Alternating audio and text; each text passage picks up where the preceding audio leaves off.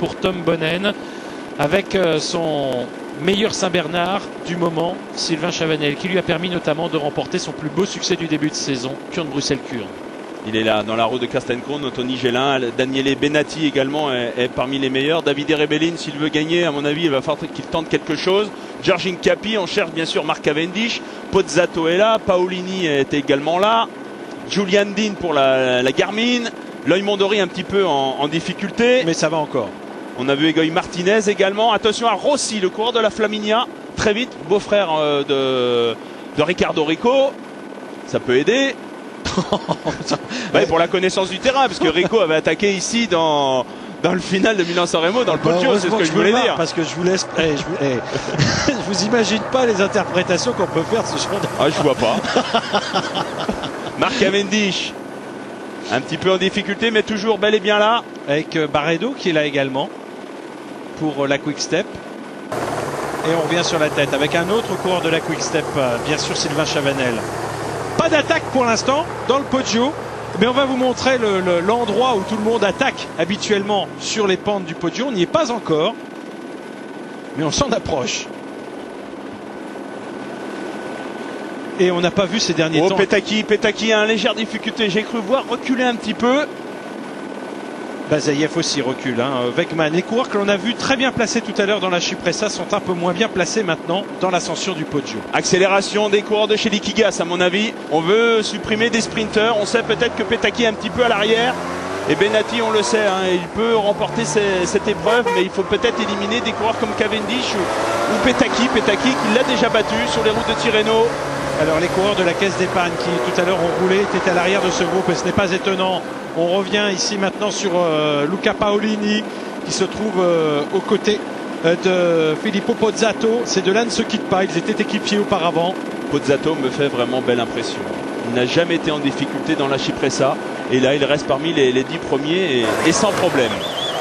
Et en tout cas, il y a un homme qui aura fait toute l'ascension très certainement, en tout cas en grande partie du Poggio en tête. Eh bien c'est Sylvain Chavanel.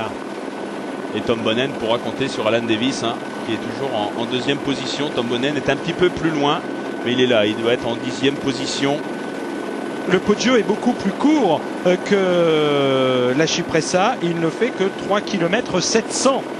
Et on arrive maintenant à l'endroit où traditionnellement, eh bien, nous avions les attaques. Jalabert, bien sûr, mais on songe également aux 7 victoires d'Eddy Merckx. Un grand nombre avait été conquises en démarrant ici.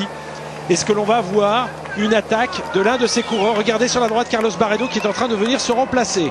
Avec Loïc Mondori dans la roue. Castencron, à mon avis, c'est peut-être le premier qui va tenter quelque chose. Ou Sébastien Langeveld, également, qui est sur la gauche de la route, le coureur de la Rabobank. Pas Mark Cavendish, Georgin Capi est là. Alors, est-ce que son sprinter est dans la roue? Donc Cavendish, il est en retrait. Cavendish, il est au-delà de la 20e position. Il est dans ce groupe, mais il n'est pas bien placé pour l'instant. 3 coureurs de la Quick Step pour l'instant très bien placés. Et Rossi est là, attention, ce coureur de la Flaminia sur la droite de la route, 3e d'une étape sur Tirreno, ça peut être la grosse cote aujourd'hui. Rebellin toujours très bien placé, pas de problème pour le leader de la formation Diquit Giovanni qui n'a pas dynamité la course comme elle l'avait fait l'année dernière. Et regardez justement Rebellin qui va attaquer maintenant avec Garzelli dans la roue. Rebellin, Garzelli, les hommes de Tirreno Adriatico qui sont en train de se révéler. Avec Egoy Martinez, les sprinteurs vont peut-être être en difficulté, mais regardez Pozzato en 5e position, très facile. Loïc Mondori est là également, juste derrière Pozzato. Un Français pour l'instant dans le final de cette ascension du Poggio avec Rebellin qui ne demande rien à personne. Il s'est retourné, il a vu effectivement après cette attaque que l'on revoit au ralenti que derrière lui se tenait, eh bien vous le voyez en embuscade, Stefano Garzelli en 2e position. Et voici maintenant Pozzato qui va attaquer à son tour. On l'avait dit, il était très fort. Et regarde, ce n'est plus, c'est qui ça? C'est notre ami Martin Elmiger apparemment, le Suisse de l'équipe AG2R la mondiale, qui est venu se placer en 2e position. Lui aussi, c'est un habitué des bonnes places sur Milan-San Remo, alors que Petaki à mon avis un petit peu en difficulté. Voilà, on revient sur les hommes de tête avec Di Luca. Ah non, c'est Bernucci qui se met au service. Di Luca, on l'a pas vu d'ailleurs. Non, Di Luca inexistant. Torushoff également là. Torushoff dans la route de Georgin Capi. Regardez, c'est en file indienne. Et l'on a donc Pozzato toujours seul en tête avec Davide Rebellin peut-être qui est en train de faire la jonction.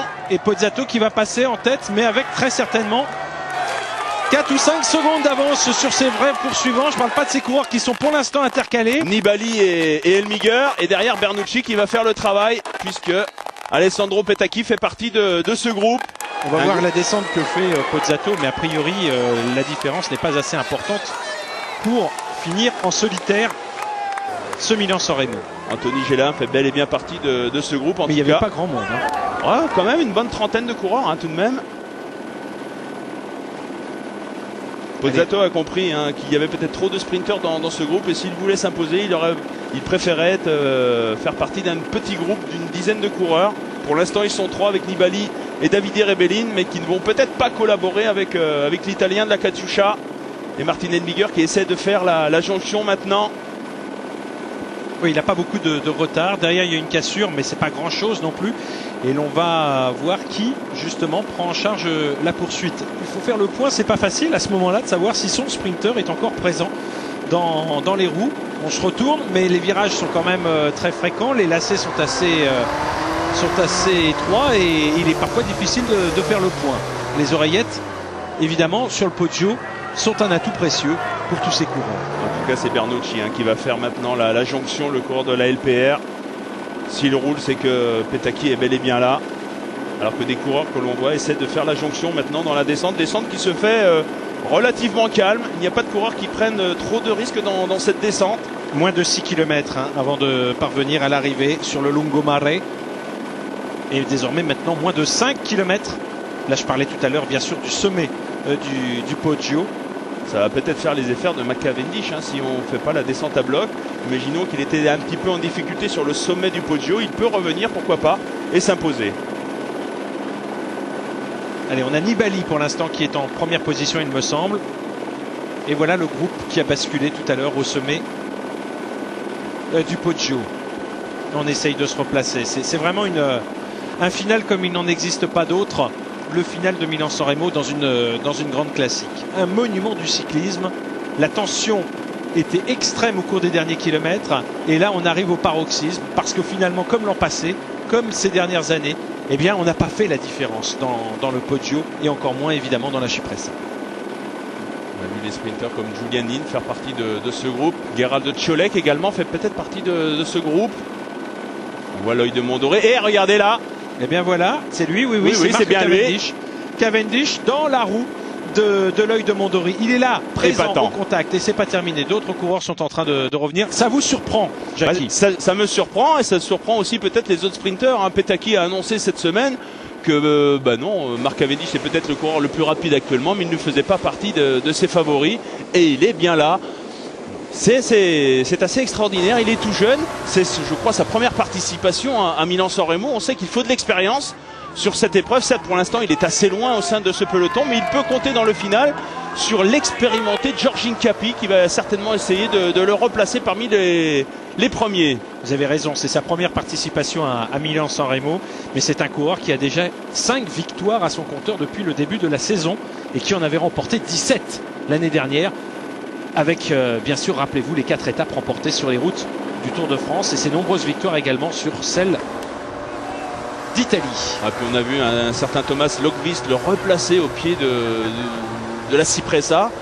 Donc cela me tente de dire que vraiment il avait de grandes jambes aujourd'hui, le coureur de l'île de Man. Et attention, Marc Cavendish va tomber encore sur d'autres sprinteurs qui sont au sein de ce groupe. On pense bien sûr à Benatti, on pense à Petacchi. Du moment qu'il ne tombe pas dans la descente. Parce que ça reste quand même très tendu. Hein. Pas souvent dangereux la descente du Poggio, très technique, mais on a rarement vu des coureurs se rater dans cette descente. Allez, on est à moins de 3 km maintenant de l'arrivée. Bernucci et Nibali se mettent au service de leur sprinter. Et derrière, ça va commencer à se frotter. Regardez, voilà, on est en train de replacer Marc Cavendish. Et c'est une fois de plus Giorgio Capi qui va faire le travail. Et regardez l'œil Mondori, il a compris que c'était la bonne roue à prendre, mais le problème c'est que Daniele Benatti veut également prendre sa place. Du côté de chez Cervélo, on a Torushov au coude à coude. Ça fait pas peur à l'œil Mondori, ça. Hein. En général, non, il n'y a pas de problème. L'œil Mondori passe pour une vraie tête brûlée. dans cet exercice, mais justement ça peut lui être précieux. Bassaïev en 3e position, champion du Kazakhstan, très rapide également. Et qui ne veut pas rater cette occasion. Jamais un Kazakh n'a gagné Milan-San Remo. Luis Leon Sanchez attaque maintenant, mais j'ai envie de dire c'est un petit peu trop tard. Il était peut-être pas assez bien placé pour tenter quelque chose dans le Poggio. Et c'était un petit peu téléphoné. Oui, surtout. Hein. Et Bernucci veille au grain, bien évidemment, ici en 2e position.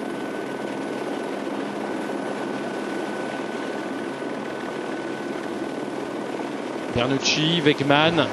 Il y a Andreas Klier également, équipier d'Hausler et de Torushov, bien placé pour la Cervélo.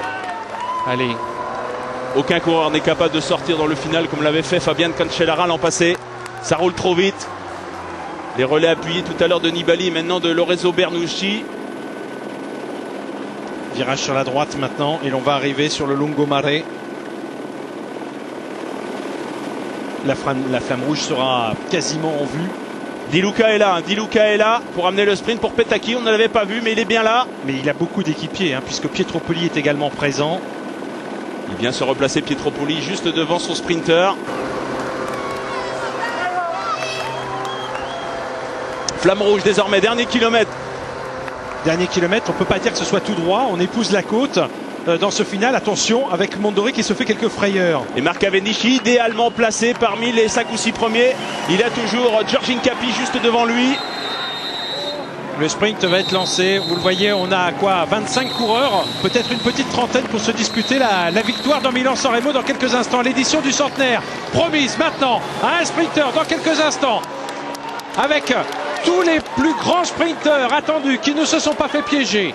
Alan Davis qui va lancer le sprint pour Tom Boonen. Alan Davis en 2e position qui se retourne. On cherche Cavendish, pour l'instant il est un petit peu enfermé, Marc Cavendish, mais ça va s'ouvrir dans la roue de Torushov peut-être le long des balustrades. Hausler qui lance le sprint désormais, Cavendish il doit faire l'effort maintenant. Cavendish qui est en train de revenir sur Hausler, Rushov te semble battu maintenant, ça va se jouer entre ces deux hommes. Cavendish peut-il remonter Hausler qui va peut-être offrir la victoire, Cavendish est en train de remonter. Cavendish, non finalement, Hausler s'impose, j'ai l'impression, dans ce sprint, ici sur le Lungomare.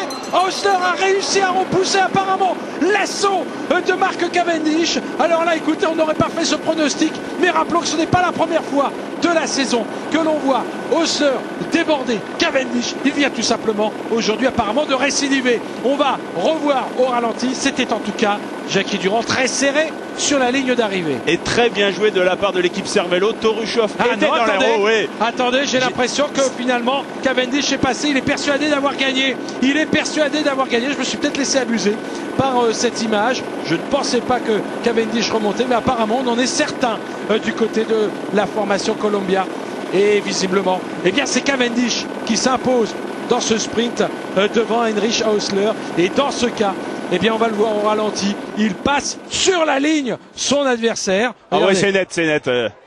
Ah non, ça c'est pas pour la victoire, ça. Ça c'est pour la 3e. Ouais. Je me suis laissé abuser, mais pas à ce point-là quand même. Attendez. On va voir cette fois-ci le moment où Hausler surprend tout le monde. Et Torushov qui fait la cassure, assez bien joué. Il était dans la roue, le Norvégien. Il le laisse sortir à 200 mètres de la ligne. Et Cavendish est obligé de faire l'effort loin de la ligne. Torushov continue à faire la cassure. Benatti est piégé.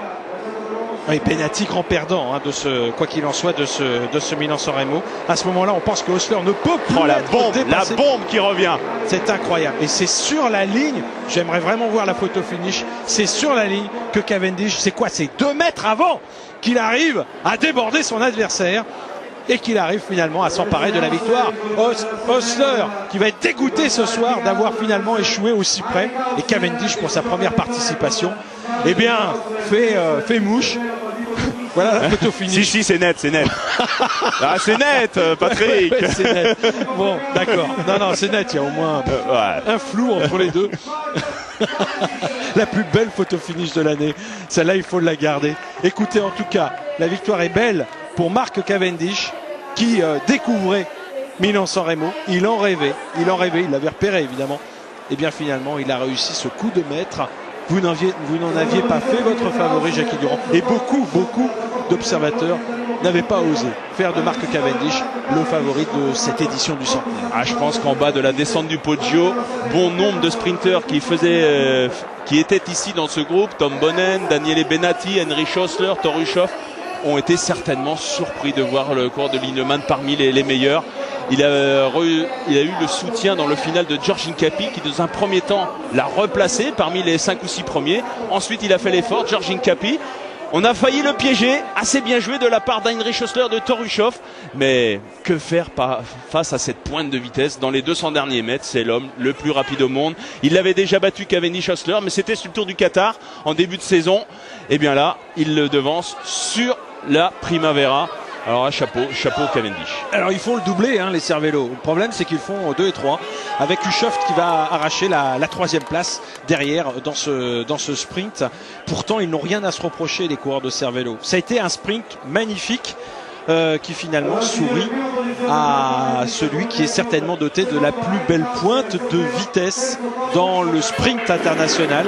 Cavendish s'impose sur la Riviera. C'est l'homme de l'île de Man qui a réussi ce formidable coup de maître. Il s'impose, lui qui n'avait jamais eu l'occasion, bien sûr, de remporter à 23 ans encore la moindre classique. Le classement derrière les 2 coureurs de la formation Cervélo, Hössler et Hushovd. On retrouve les Quick Step maudits au pied du podium avec Alan Davis une fois de plus.